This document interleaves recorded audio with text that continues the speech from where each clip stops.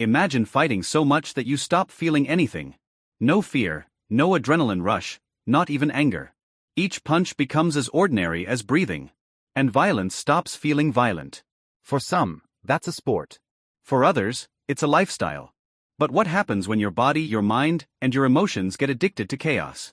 Today, let's break down the science behind getting used to fighting. When you step into a fight, your body becomes a survival machine.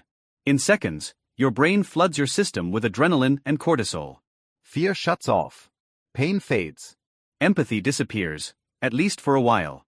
But repeat that day after day, like a boxer, an MMA fighter, or even a street brawler. And your body begins to reprogram itself. The amygdala, your brain's alarm center, stops overreacting to danger. You start staying calm under pressure. What once felt like panic becomes routine. Over time, your muscles harden, your reflexes sharpen. And even your skin starts to change. That's how fighters get those famous cauliflower ears. But your brain? It's not as lucky. Every impact, no matter how small, can alter your neurons, your memory, even your sense of emotion and pleasure. Some fighters don't fight to win anymore. They fight because without it, they don't know who they are. Phase 1, the body learns to take it. It always starts with pain. That first hit makes your whole system panic. Your muscles tense, your breath freezes, your brain screams one word, survive. But after enough repetition, your body starts to understand the game. The skin toughens. The muscles learn to absorb impact. The nerves stop firing the same way. Boxers even develop micro-calluses in facial nerves. A kind of natural anesthesia built from training. Pain stops being pain. It becomes data. Information your brain turns into strategy. And it's not just the body that changes. Each strike strengthens the neural connection between your amygdala and your motor cortex. You literally learn to stay precise, even while scared. Where others freeze, you attack. Your body stops distinguishing between fighting and surviving. Phase 2, the brain goes cold. After a while, something deeper changes, fear itself. That trembling sensation that once made your heart race starts to fade away. Your amygdala quiets down. Your limbic system recalibrates. And even your heartbeat slows. You literally become harder to scare. For a pro fighter, that's gold. You can think clearly while chaos explodes around you. But for a normal brain, there's a trade-off. When fear shuts down, empathy goes with it. Your mind starts to see violence as normal, even useful. And that's when the line starts to blur. Because if your brain learns that fists solve problems, the impulse becomes habit. Your prefrontal cortex, the part that thinks before acting, loses ground to your reptilian brain. The one that just reacts. What used to be instinct becomes identity. You're no longer someone who fights. You are the fight. Phase 3, the mind starts to break. Here's where something disconnects.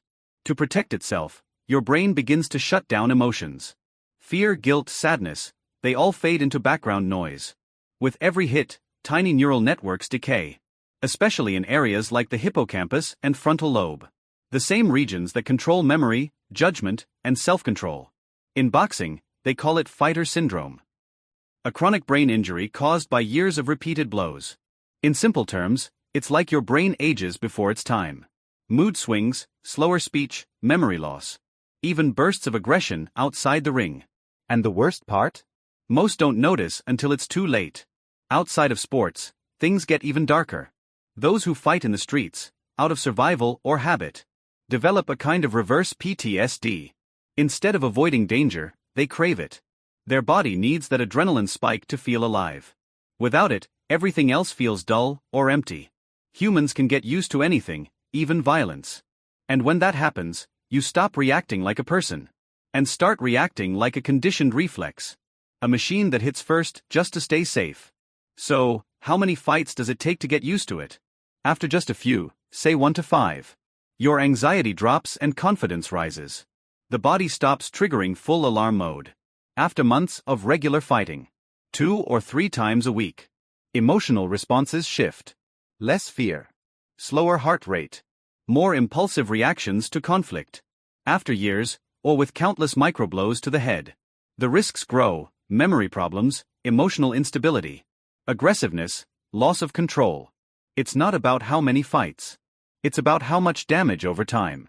And the truth is, The human brain was never built to take punches for a living. Muhammad Ali ended up with chronic traumatic encephalopathy, a degenerative brain condition that followed him to the end of his life. Freddie Roach, one of boxing's greatest trainers, lives with Parkinson's from the same cause. And many retired fighters change so much. They barely resemble who they once were. Some become impulsive, others depressed, others unpredictable. Mike Tyson once said he didn't know who he was without fighting. And the scariest part was how calm he sounded when he said it. On the streets, it's even rawer.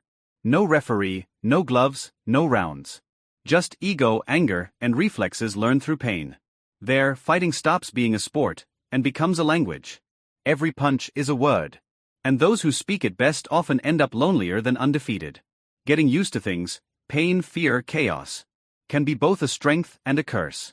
Because when you've fought so long that you feel nothing, you stop defending yourself from the world and start defending yourself from yourself. The body learns to take the hits. But the mind? It starts to crave them. And that's the real danger. When even violence becomes a habit. And habits eventually become identity. So be careful what you practice every day. Because one day, without even realizing it, that's who you'll become. Bye-bye.